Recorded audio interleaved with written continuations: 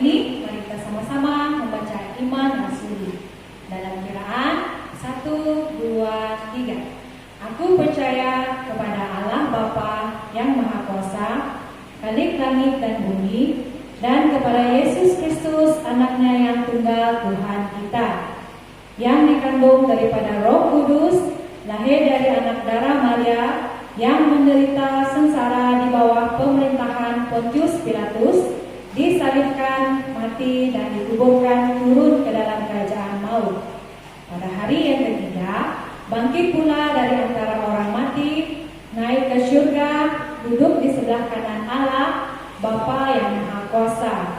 Dan dari sana ia akan datang untuk menghakimi orang yang hidup dan yang mati.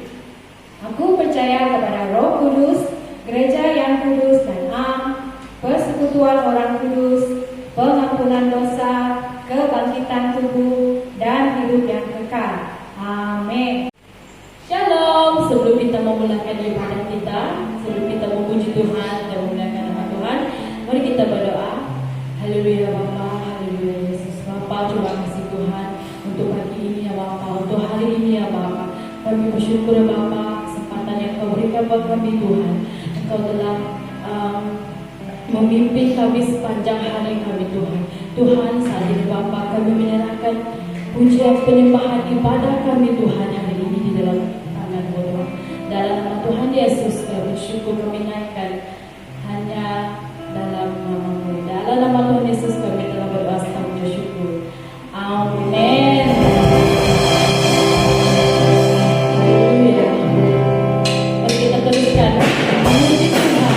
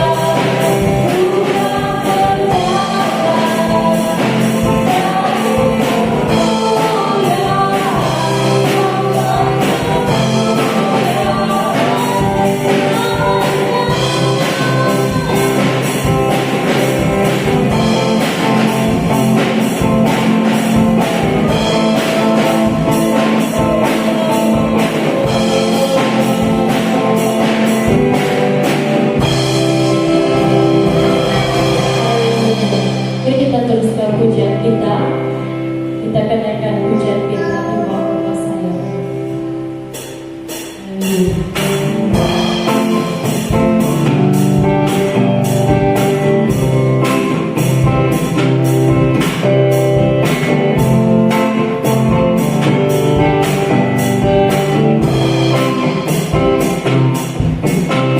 ingin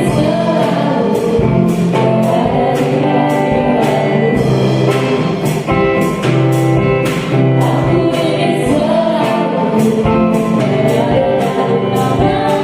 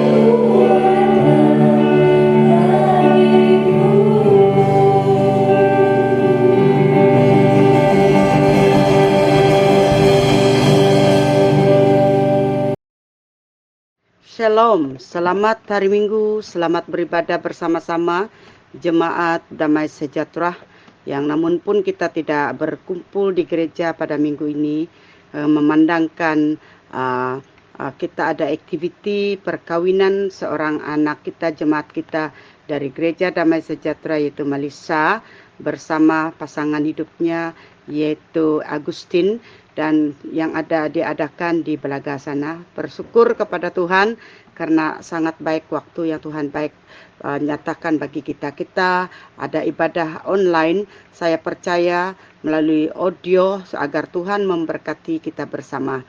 Dan sebelum saya akan kepada firman Tuhan dan masa seterusnya, saya terima kasih kepada pujian penyembahan, bahkan juga baik daripada musik kita, dan agar Tuhan memberkati semua puji sembah kita ataupun pujian penyembahan yang telah kita naikkan kepada Tuhan untuk memberi ruang bagi kita mempersiap diri dengan firman Tuhan. Dan sebelum saya terus kepada firman Tuhan, dan saya ingin menaikkan satu lagu yaitu cincin emas ataupun satu cincin perjanjian kesetiaan kita yang biasanya dalam setiap perkawinan, ulang tahun perkawinan pun saya selalu lakukan lagu ini sebagai satu memperingatkan dan kesyukuran kepada Tuhan karena Tuhan sangat baik bagi kita. Dan saya ucapkan tanya kepada anak kita Melissa, bahkan bersama kepada dan suaminya yaitu Agustin yang dimana sudah menjalani perkawinan mereka pada hari Sabtu yang telah berlalu, yaitu pada 21 hari bulan yang ke-9 ini. Dan kita bersyukur karena mereka telah dari pertunangan mereka sampai ke perkawinan dengan berjalan baik dalam penyertaan Tuhan. Baik, saya akan naikkan lagu ini sebelum kita berkongsi dengan firman Tuhan.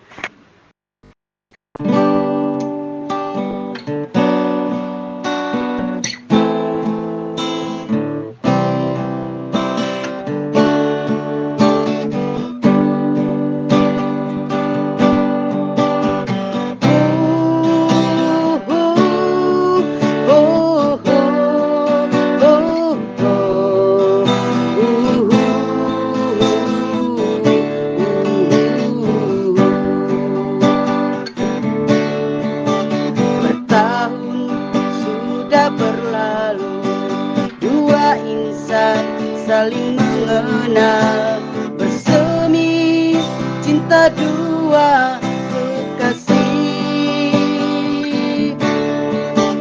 berjalan dalam terang Tuhan hingga hari persandengan, saat manis yang ditunggu, suasana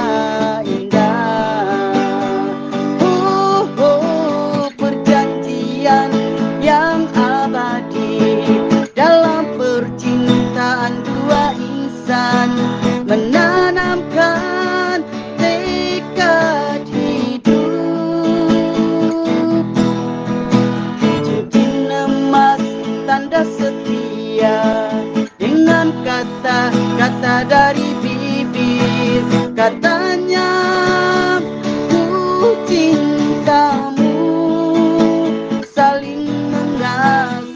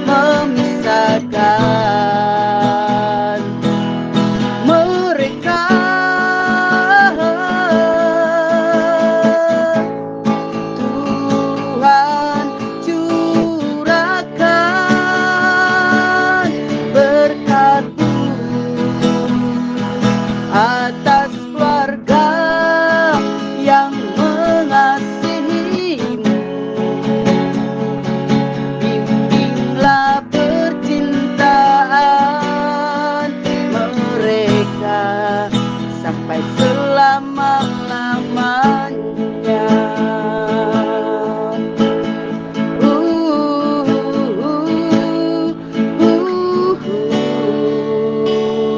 Selamanya.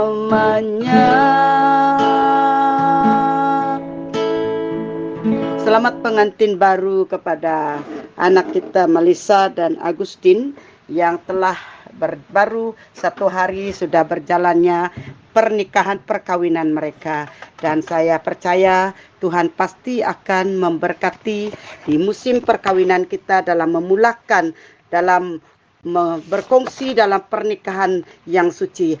Apa yang telah dipersatukan Allah, tidak ada seorang pun, tidak ada siapapun yang dapat memisahkan mereka berdua. Hanya kematian saja yang akan memisahkan mereka. Baik, mari kita berdoa sebelum kita mendengar firman Tuhan. Bapa Surgawi, kami akan berkongsi akan firman Tuhan sebentar lagi. Kami percaya biarlah firman Tuhan ini akan menjadi satu pegangan bagi kami sebagai orang Kristen yang sedang dalam perkawinan, yang dalam pernikahan yang suci, yang telah Tuhan persatukan. Tuhan Yesus, urapi hamba-Mu dalam berbicara, dan agar kami mengucapkan apa yang Tuhan mau bagi kami. Bukan apa yang manusia mau, tetapi apa yang Tuhan mau bagi kami. Kami belajar mendengar apa kata Tuhan, bukan mendengar apa kata orang. Urapi perkataan hamba-Mu Tuhan, penyampaian firman-Mu, agar firman-Mu Tuhan akan mengajar, membentuk, menjadi satu garis panduan bagi kami. Baik mereka yang sudah baru mula berkeluarga, baik yang sudah lama berkeluarga Tuhan. Bagi setiap kami yang mendengar melalui audio, ya ini Tuhan, melalui online ini, saya percaya setiap pribadi kami diberkati Tuhan, disentuh oleh Roh Kudus-Mu, dan akan memberi kami bersiap sedia dan jalani hidup ini dengan takut akan Tuhan. Terima kasih atas segalanya. Dalam nama Yesus kami berdoa serta syukur. Amin, amin, amin. Mari kita lihat di dalam firman Tuhan yang terdapat di dalam Efesus pasal yang kelima ayat 22, ayat 24, dan juga seterusnya nanti ayat 22, ayat 24, dan ayat 25 dan ayat 33. Kita hanya ada 4 ayat yang saya kongsikan. Kita boleh membaca seluruh dari pasal itu, tetapi saya mengambil ayat-ayat yang menjadi ayat emas sesuai dalam firman Tuhan yang akan kita kongsikan bersama-sama.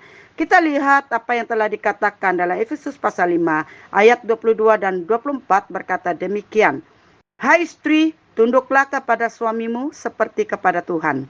Karena dialah yang itu bagaimana jemaat tunduk kepada Kristus, demikian jugalah istri kepada suami dalam segala sesuatu. Ayat yang ke-25 berkata demikian. Hai suami, kasihilah istrimu sebagaimana Kristus telah mengasihi jemaat dan telah menyerahkan dirinya baginya. Ayat yang ke-33. Bagaimanapun juga bagi kamu masing-masing berlaku kasihilah istrimu seperti dirimu sendiri, dan istri hendaklah menghormati suaminya. Dalam pembacaan firman Tuhan ini, saya akan mengambil satu tema atau tajuk yang perlu kita bicarakan sesuai daripada perkawinan anak kita Melissa dan juga Agustin, dan saya akan memetik satu perkataan atau tema kita yang berkata 3 perkara penting dalam pernikahan atau rumah tangga. 3 perkara penting dalam pernikahan atau rumah tangga.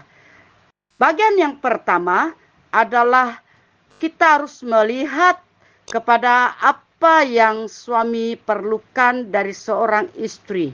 Kalau kita lihat daripada firman Tuhan ini, apa yang telah dikatakan, surat yang telah diberikan oleh Rasul Paulus kepada jemaat Efesus, orang-orang percaya dalam Kristus Yesus, supaya kasih karunia dan damai sejahtera dari Allah Bapa di Tuhan Yesus Kristus akan menyertai jemaat-jemaat yang ada di Efesus. Itu makanya apa yang telah Rasul Paulus telah tuliskan kepada jemaat Efesus untuk memperingatkan keluarga-keluarga ataupun rumah tangga ataupun yang sudah bernikah ataupun yang dalam perkawinan. Sebenarnya uraian ataupun penjelasan pengajaran firman Tuhan tentang perkawinan banyak perkara penting yang harus kita tahu, tetapi saya hanya ambil 3 bahagian saja, 3 perkara saja yang akan kita belajar pada hari ini. Yang pertama tadi adalah kita harus mengambil satu langkah. Yang pertama yang dengan kata apa yang si suami perlukan dari seorang istri. Apa yang suami perlukan dari seorang istri, yaitu sesuai daripada pasal Efesus pasal 5 ayat yang ke-22 dan 24. Kalau kita lihat daripada ayat 22 yang berkata, istri tunduklah kepada suamimu seperti kepada Tuhan. Di sini kita lihat apa yang telah disentuh oleh Rasul Paulus sendiri kepada jemaat di Efesus, supaya istri-istri harus tunduk kepada suami seperti kepada Tuhan. Dan kalau kita lihat daripada ayat 24, karena itu sebagaimana jemaat tunduk kepada Kristus, demikian jugalah istri kepada suami dalam segala sesuatu.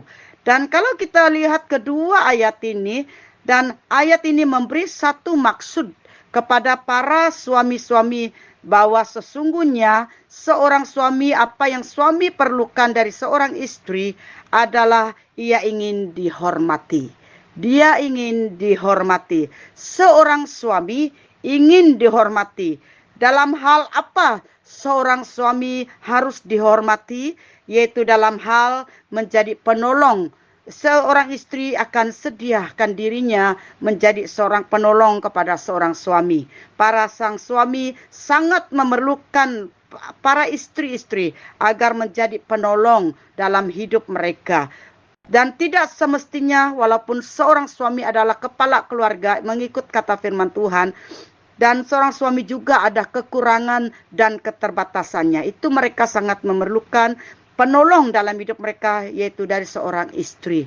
Apabila mereka sudah bernikah, berkawin dengan seorang istri, dan para suami-suami ataupun seorang suami telah mengambil keputusan meninggalkan ayah dan ibunya dan mendirikan rumah tangganya, berhidup bersama istrinya. Dan sangat-sangat diharapkan seorang suami kepada seorang istri, dia sangat memerlukan seorang istri yang menolong dia dalam sesuatu yang tidak dia mampu lakukan.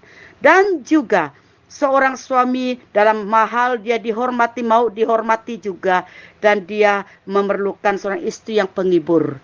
Seorang suami dalam menghadapi sesuatu, tidak kira dia seorang suami yang menjadi hamba Tuhan, yang melayani Tuhan, tidak kira dia orang yang bekerja, tidak kira dia menjadi orang yang berkedudukan apapun, tempat pekerjaan, dalam gereja, di mana-mana pun, dia memerlukan seorang istri yang menjadi penghibur baginya. Bukan menjadi orang yang memberi kedukaan, tangisan ataupun kesusahan. Yang sangat mengharap satu harapan tinggi seorang suami kepada seorang istri, mengharapkan seorang istri yang Tuhan telah berikan bagi pasangan hidupnya menjadi penghibur baginya. Di saat dia sedih, di saat dia menangis, di saat dia putus asa, dia memiliki seorang istri yang akan menjadi penghibur baginya.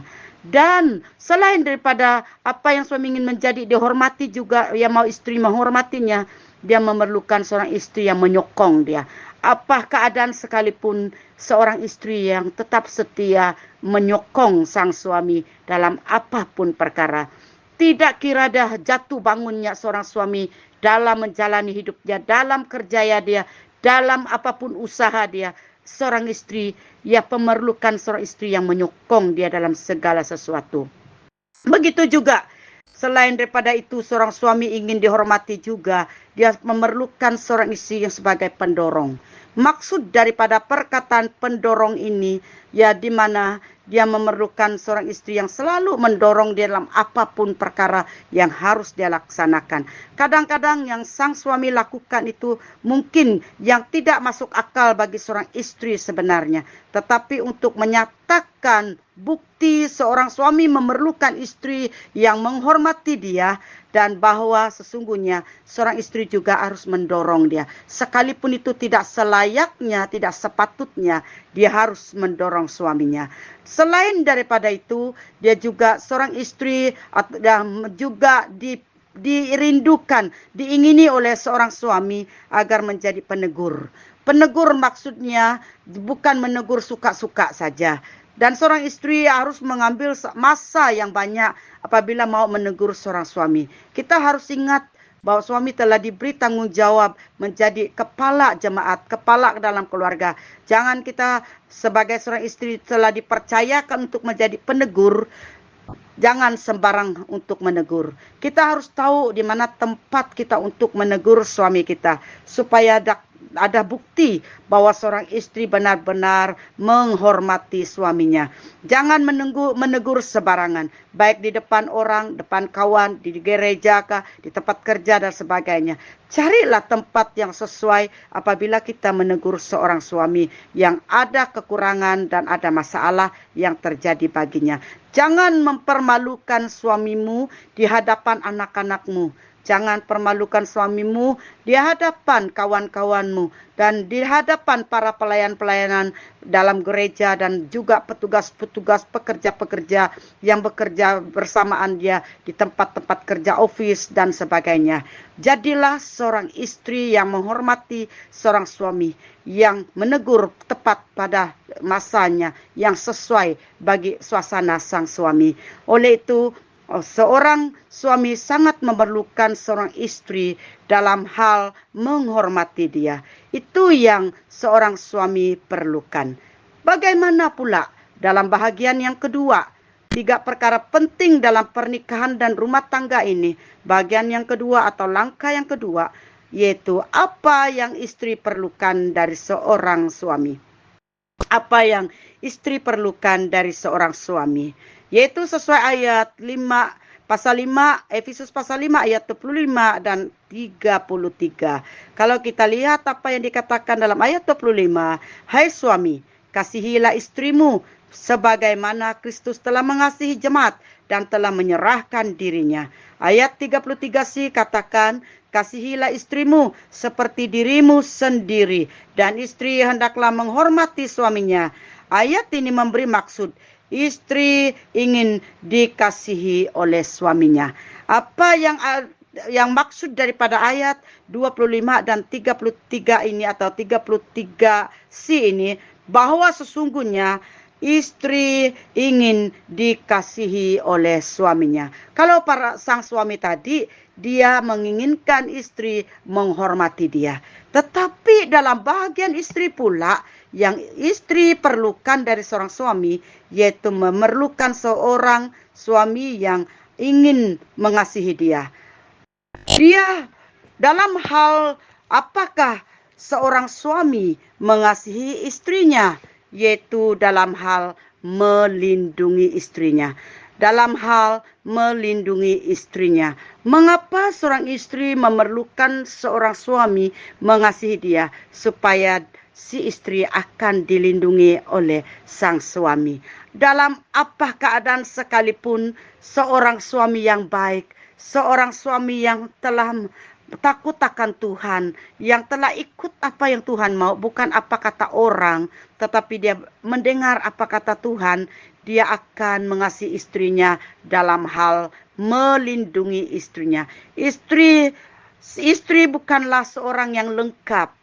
Walaupun dia banyak kekurangan, seorang istri, seorang suami memiliki satu tanggung jawab untuk melindungi dia.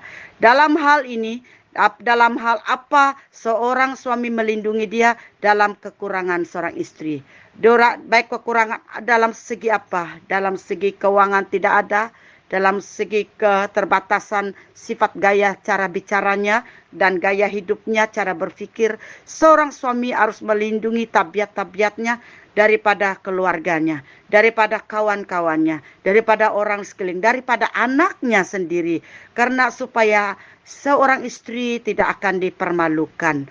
Dan seorang istri banyak kekurangan dia, banyak kesalahan perkataan dia. Tetapi seorang suami yang diperindukan, yang diperlukan seorang istri, bahwa dia mau seorang suami yang mengasihi dia, dalam melindungi dia dalam banyak perkara.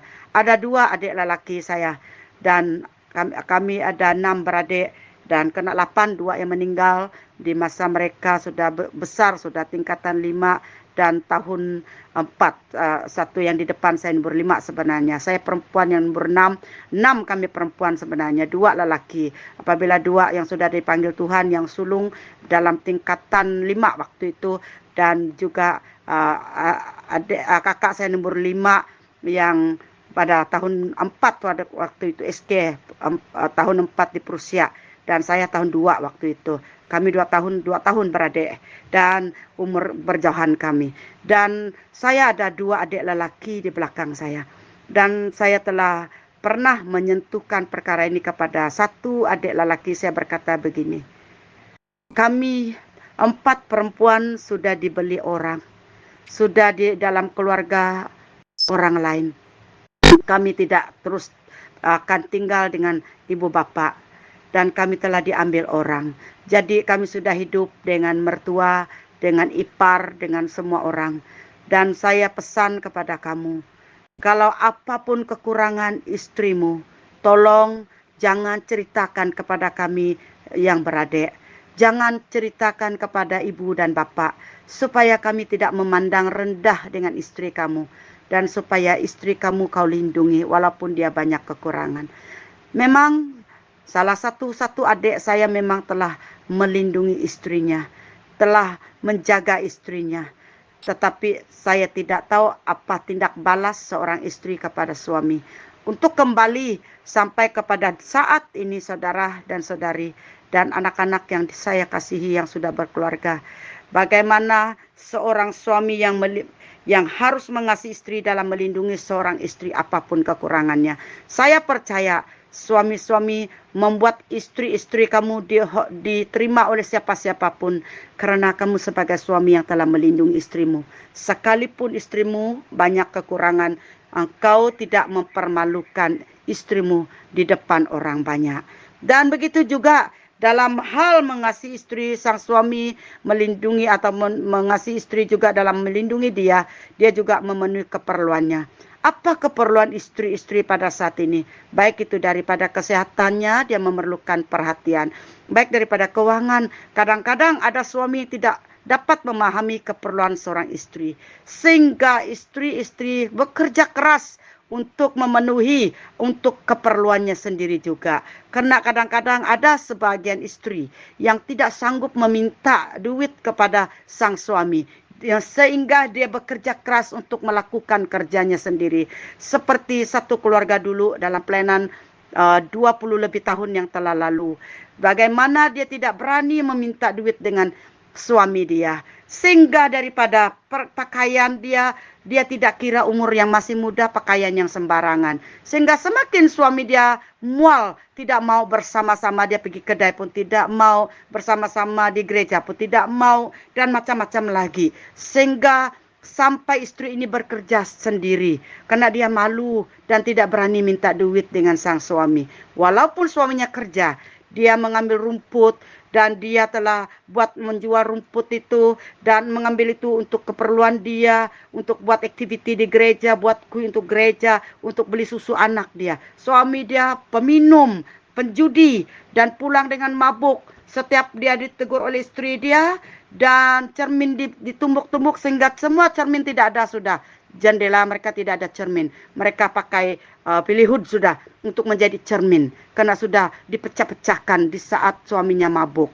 Di sini kita lihat bahwa seorang istri sangat memerlukan seorang suami mengasihi dia dalam hal memenuhi keperluan istrinya. Selain daripada itu, dan istri juga memerlukan seorang suami yang mendengar keluhannya dan tangisannya dalam banyak perkara. Seorang suami juga harus ada ruang, memberi ruang untuk mendengar. Sebagai pendengar, mendengar apa yang istri sedang keluh dan luahkan dengan kita, dan juga tangisannya.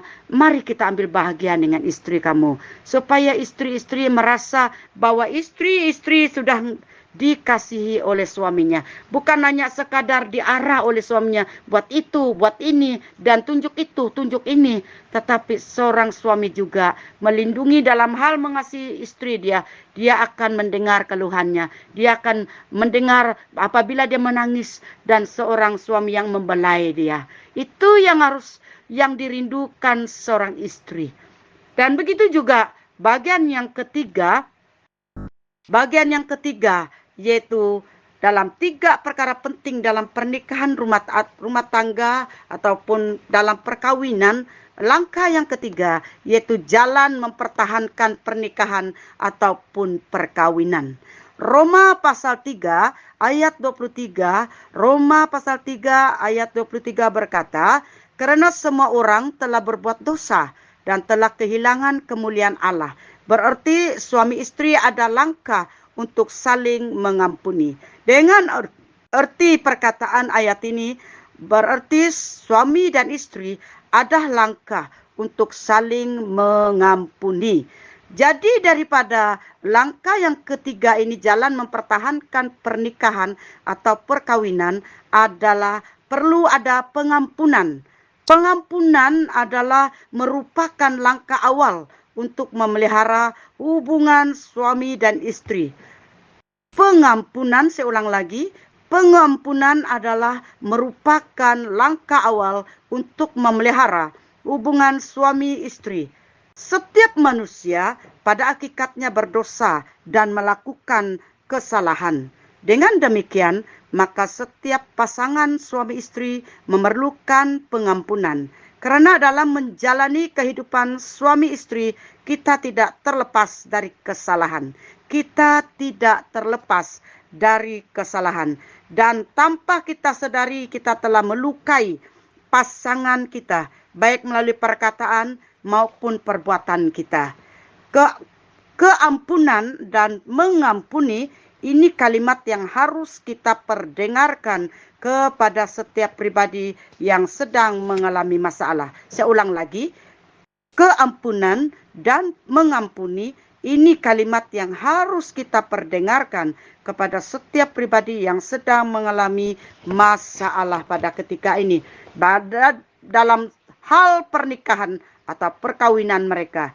Supaya kata keampunan dan diampuni dapat melekat dalam pribadi setiap wanita atau lelaki sebelum mengambil dan melakukan tindakan yang lain. Saya ulang lagi, supaya kata keampunan dan diampuni dapat melekat dalam pribadi setiap wanita atau lelaki sebelum mengambil dan melakukan tindakan yang lain. Pengampunan diberikan bukan karena orang itu layak diampuni, tetapi sikap dan suka mengampuni lebih baik daripada diampuni. Ingat, tetapi sikap yang suka mengampuni lebih baik daripada diampuni. Itulah yang pernah dikatakan, Yesus telah pernah katakan, lebih baik memberi daripada menerima. Lebih baik memberi daripada menerima. Saudara-saudari yang dikasihi Tuhan, sesuai daripada bagian firman Tuhan yang ketiga ini, langkah yang ketiga ini, kalau kita lihat apa pentingnya jalan kita mempertahankan pernikahan dan perkawinan kita sebagai suami dan istri. Karena di dalam pernikahan yang suci, betapa pentingnya kita harus mempertahankan rumah tangga kita. Tidak heran banyak keluarga-keluarga yang hampir bercerai. Ada juga yang sudah bercerai. apabila di konseling tidak dapat menerima konseling itu, akhirnya buat keputusan sendiri dan bercerai. Tetapi apakah penceraian itu penyelesaian dalam rumah tangga kalian? Sudah tentu tidak, bukan? Setelah kita jalankan penceraian itu, kesusahan, masalah tetap mengejar hidup kita sampai bila. Itu makanya kita harus belajar rujuk kepada firman Tuhan dan mendengar nasihat apa yang telah Paulus telah katakan kepada jemaat Efesus. Surat Paulus yang telah dia berikan kepada jemaat Efesus sebagai nasihat rohani bagi keluarga-keluarga ataupun suami istri yang sudah berkawin ataupun berkeluarga. Jadi bagi kita pada zaman ini, abad yang ke-21 ini juga, tidak heran banyak perkara yang terjadi di dalam keluarga pada saat ini. Perceraian dengan mudahnya, perceraian yang dengan suka-sukanya diputuskan terjadi dalam setiap perkawinan orang-orang Kristen. Sangat memalukan bagi kita sebagai orang Kristen setelah mengambil keputusan saat ada masalah, saat ada hal-hal kejadian dalam keluarga. Sangat memalukan bagi kita sebagai orang Kristen yang sudah pernah berjanji di dalam pernikahan, di dalam penyarungan cincin, menandakan kesetiaan kita kepada sang suami atau sang istri. Sangat sayang saat kita ada masalah, sehingga keputusan yang sangat pendek, yang tidak pernah kita pikirkan apa penghujungnya akan terjadi setelah bercerai. Itu sangat memalukan. Kita tidak rujuk kembali kepada firman Tuhan. Kita tidak rujuk kembali kepada nasihat-nasihat Rasul Paulus kepada jemaat-jemaat yang ada di dalam firman Tuhan. Jemaat Efesus dan Korintus dan setiap jemaat-jemaat yang ada. Rumah tangga itu sangat penting dalam hidup kita. Saudara, mulut memang boleh bercakap itu dan ini. Tetapi sebenarnya untuk mempertahankan rumah tangga kita, gaya hidup kita ini harus diubah Tuhan. Pikiran kita, cara kita berpikir, cara kita bercakap-cakap itu harus diubah oleh Tuhan. Supaya kita dapat tahu, dapat belajar, dapat memfokuskan 3 perkara penting dalam pernikahan ataupun rumah tangga kita. Kita lihat apa yang membuat pernikahan atau perkawinan kita tidak akan bertahan. Ada beberapa perkara yang juga membuat pernikahan dan perkawinan kita tidak akan bertahan. Yang yaitu jika ada perselingkuhan. Jika ada perselingkuhan antara suami dan istri, kita tidak heran akan terjadinya hal-hal yang boleh meruntuhkan rumah tangga, mencerai-beraikan rumah tangga kita. Kalau kita tidak ada Tuhan dalam hidup kita, perceraian boleh terjadi. Mengampuni itu tidak ada lagi. Untuk mengampuni itu lebih baik daripada diampuni. Mengampuni orang itu lebih baik daripada diampuni. Dan seperti kata Yesus itu, memberi itu lebih baik daripada menerima. Oleh itu, jika ada perselingkuhan terjadi antara pasangan hidup, suami dan istri, saya tidak heran apa yang akan terjadi dalam rumah tangga kalau tidak ada Tuhan di dalam hidup kita. Dan yang kedua atau B adalah apabila ada orang yang ketiga dalam perkawinan suami istri. Orang ketiga adalah yang dimaksudkan ibu dan bapak kita. Baik itu ibu bapak daripada pihak suami ataupun ibu bapak di pihak istri yang sibuk mengambil hal-hal rumah tangga suami istri. Itu boleh membawa kepada keluarga yang akan bermasalah dan juga perceraian. Yang ke-C, apabila keterlibatan adik-beradik di dalam keluarga pasangan hidup, di dalam keluarga sang suami atau istri. Apabila adik-beradik terlibat, tidak kira pada pihak suami atau pihak istri, maka rumah tangga mereka juga akan menghadapi masalah. Dalam kedua bagian B dan bagian C ini, ibu bapa yang terlibat orang ketiga dalam rumah tangga ataupun adik-beradik, ini sudah terjadi. Saya mendengar dalam satu perkataan seorang pemudi dalam 1 tahun yang telah lalu. Dia sering-sering bawa saya pergi ke keluarga sebelah bapak dia. Banyak masalah, datuk nenek dia, bapak dia. Dan dia berkata satu kali dalam kereta apabila saya bersama-sama dia pergi ke kampung datuk dan nenek dia. Dia kata begini, "Bapak, kami tidak pedulikan mak tidak pedulikan kami adik-beradik. Dia lebih mengutamakan ibu dan bapak dia dan juga adik-beradik dia.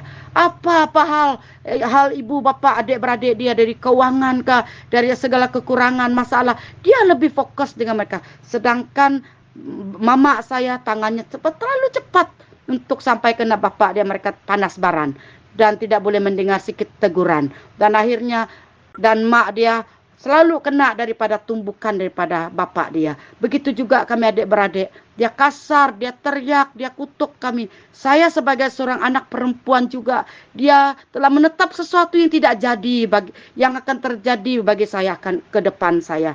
Dan itu keadaan ayah kami, itu keadaan bapak kami. Lalu saya jawab dengan dia, bukan kamu saja yang melalui perkara ini.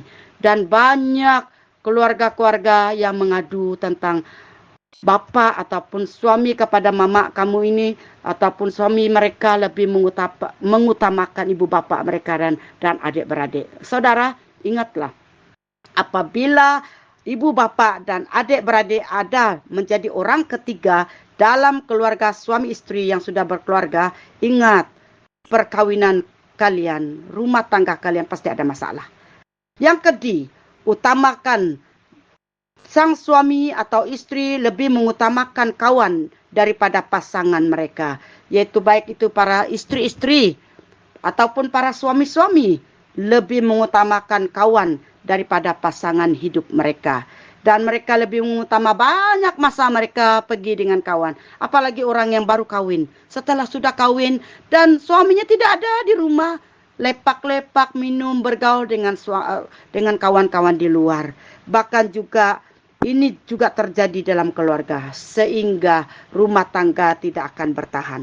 Dan begitu juga kalau kita lihat yang ke-I, yaitu kesibukan dengan kerja ataupun pelayanan, bisnis, dan lebih utamakan uang banyak, mencari lebih banyak uang daripada pasangan hidupnya. Kini kita dapat lihat perkara ini juga. Ada satu pasangan suami istri, mereka cukup banyak, mereka cukup mewah. Dan tapi suami istrinya tetap dalam suasana sedih. Apabila mereka dua suami istri sedang duduk bersama setelah makan dan minum, dia lihat istrinya macam tidak bersemangat. Lalu sang suami berkata begini, apa yang belum cukup saya berikan kepadamu? Harta benda, kekayaan, kereta, rumah, semuanya mewah. Kamu sudah nikmati. Bahkan segala apa yang kamu perlu, emas dan semuanya sudah saya beli. Apalagi yang belum cukup bagimu, sehingga daripada raut mukamu masih tidak bersemangat. Baru istrinya berkata begini, setelah saya berkawin denganmu, yang saya utamakan lebih dulu adalah saya mau dikasih oleh suami. Kekayaan dan segala sesuatu yang ada ini adalah hal yang kedua bagi saya. Saya mau dikasihi oleh seorang suami supaya saya diperhatikan dan dilindungi. Baru suami dia katakan, saya berpikir selama ini saya telah memenuhi segala tanggung jawab saya sebagai seorang suami. Saya berpikir selama ini kamu sudah cukup puas dengan apa yang sudah ada pada saat. Rupa-rupanya saya masih ada kekurangan. Karena saya tidak mengasihimu sepenuhnya dan sehingga tidak melindungimu dengan apa yang kamu perlukan dari saya seorang suami. Dari situ seorang suami itu bertindak melangkah apabila sang istri telah membuka hatinya untuk berterus terang. Oleh itu, dalam rumah tangga pada saat ini, mari kita bersama-sama berpikir kembali, mengambil langkah kembali. Banyak kejadian-kejadian yang tidak baik, yang benar-benar menghancurkan rumah tangga. Apabila saya mendengar laporan dan melihat, merasa, bahkan juga mengambil perkara doa yang saya terima dari sana sini tentang hal rumah tangga, saya sangat sedih. Karena kita harus beranjak, kita sebagai keluarga, suami dan istri, sama-sama bersatu, bekerja sama mengambil masa, berkumpul bersama suami istri. Ambillah masa bersama berdoa. Ambillah masa bersama baca firman Tuhan. Ambillah masa bersama bercakap-cakap. Ambillah masa bersama pergi kedai kah, minum bersama di mana kita akan pergi. Jangan selalu melepaskan peluang ini. Dan kita jangan memberi ruang kepada iblis mengambil kesempatan. Oleh itu, bagi para suami-suami atau istri, yang sudah berkeluarga, baik yang baru berkeluarga, yang sudah berkawin, baru mula berkawin, bahkan yang sudah berpuluhan tahun sudah berkeluarga, yang masih ada masalah, mari koreksi pribadi kita, di mana kesilapan kita sebenarnya. Dan saya masih ingat, dalam seminar satu ketika 20 lebih tahun yang telah lalu, masih sudah lama, saya masih ingat, saya telah buat seminar kepada rumah tangga, yaitu suami dan istri. Dan saya telah memberi kertas kepada para pihak suami dan juga kertas yang harus mereka isi daripada pihak istri. Apa kemauan istri kepada suaminya dan apa yang dimau oleh seorang suami kepada istrinya. Di situ apabila saya mengumpul semua kertas daripada pihak sang istri yang diisi dalam kertas itu dan juga sang suami, saya membaca daripada bagian istri. Sehingga ada yang sampai kepada 70 lebih kemauan istri-istri terhadap suami. Dan contoh, mereka mau suami mereka message kasih tahu selamat pagi, mau di call, mau dibagi duit, mau dilayani, mau ditolong kerja di dapur, dan macam-macam lagi. Banyak perkara. Dan memberi duit untuk membeli belah atau pergi shopping dan sebagainya. Tetapi apabila saya membaca daripada pihak suami, apa yang dia mau daripada seorang istri, dan saya lihat di sana ada pun yang mereka tulis tidak banyak. Hanya ada 10 dan ke bawah. Tidak lebih daripada 10. Berarti kalau kita membanding perkara ini, terlalu banyaknya daripada pihak istri yang menuntut terlalu besar daripada sang suami. Sedangkan seorang suami adalah ketua keluarga. Tetapi kita sangat menuntut terlalu tinggi kepada sang suami. Kita balik kepada kita sebagai istri-istri. Apakah kita dapat melakukan tuntutan suami yang tidak sampai 10 itu pun? Apakah kita sudah melakukannya atau tidak? Itu sebabnya seimbangkanlah apa yang diingini oleh seorang suami kepada istri yang dia lakukan untuknya. Apa yang seorang istri ingini seorang suami lakukan untuknya. Seimbangkan dia menjadi sama. Jangan membuat sesuatu yang tidak seimbang. Kita manusia yang biasa saja. Sangat terbatas dalam hidup kita. Jadi belajarlah kita mengimbanginya. Supaya kita akan mempersamakan apa keperluan seorang suami kepada istri. Apa yang diperlukan istri kepada suami. Supaya tidak sampai kepada penghujung hidup kita yang membawa kepada perpecahan, perceraian, perpisahan, dan sebagainya. Ibu bapak, anak-anak yang dikasihi.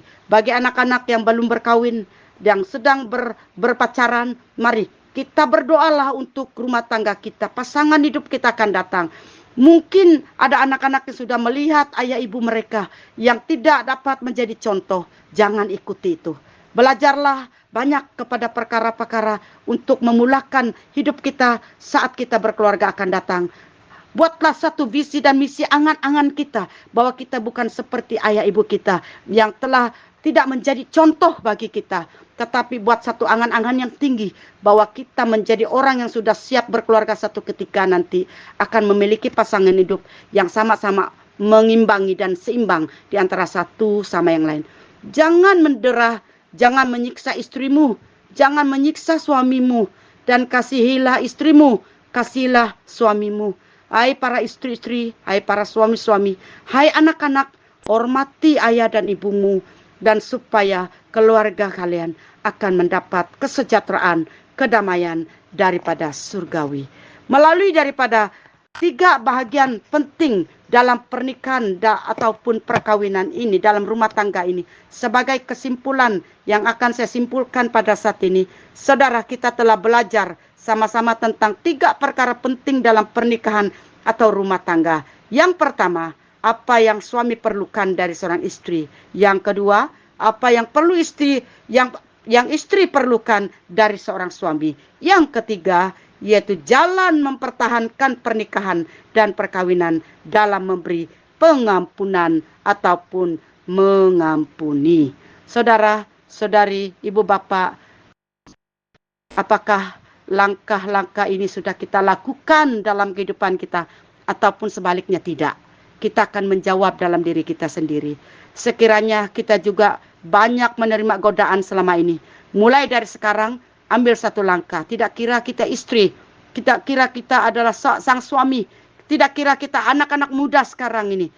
Ambillah langkah berkata, tidak dalam hidupmu. Saat kita digoda, saat kita dirayu, dan katakan tidak. Apabila kita sudah mengambil kata putus, kata tidak, maka godaan, cobaan, tawaran itu tidak akan mengikutimu seterusnya. Maka kita pasti menjadi seorang pemenang dalam kehidupan kita. Mari kita berdoa. Tuhan Yesus, kami sudah belajar daripada firman Tuhan ini.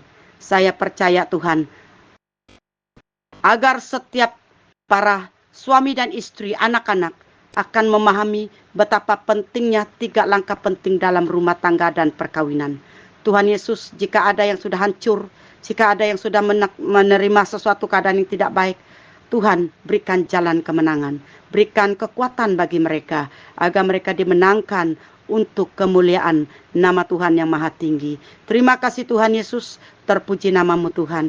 Dan saya tidak lupa mendoakan keluarga-keluarga, pasangan-pasangan yang sudah berkawin, baik daripada Shirley, bahkan juga Gary pada bulan 8 yang telah berlalu, bahkan juga Melissa dan Agustin. Dan kami bersyukur daripada Gereja Damai Sejahtera ada 3 yang sudah berkeluarga. Dan yang pertama dulu adalah Yemima dan Wi Adsen. Terima kasih atas penyertaanmu memelihara mereka dalam berpacaran, pertunangan, sampai kepada perkawinan. Walaupun kami tidak hadir secara bersemuka kepada perkawinan daripada Shirley, bahkan juga Melissa sebagai jemaat kami di Damai Sejahtera Kucing sana Tuhan. Tapi kami tetap menyokong mereka dengan doa, dengan sharing audio melalui online ini Tuhan, akan memberkati semua. Beri semangat, beri kekuatan bagi keluarga-keluarga yang sedang berdiri, yang sedang dibangunkan. Tuhan, supaya semua keluarga-keluarga akan sedia dibina, sedia membina diri dalam Yesus Kristus, sedia untuk mendiri dalam keluarga mereka, sedia untuk membangun sesuatu yang tidak pernah dibangunkan selama ini. Terima kasih Tuhan. Terpuji nama Yesus, terpuji nama Roh Kudus. Begitu juga saudara, kawan-kawan, saudara seiman, jemaat-jemaat yang lain, bahkan apapun denominasi yang akan membuka online ini, akan mendengar akan firman Tuhan ini. Saya percaya mereka juga akan dibaharui. Berikan pembaharuan di dalam rumah tangga untuk seterusnya. Haleluya. Terpuji nama Yesus. Kami ingin memberkati semua keluarga yang ada, pasangan suami dan istri. Sesuai kata kami meminjam kata doa berkat kepada para imam ini yang terdapat dalam Bilangan pasal 6 ayat 24 sampai 26. Tuhan memberkati rumah tangga, suami istri, anak-anak. Tuhan melindungi semua.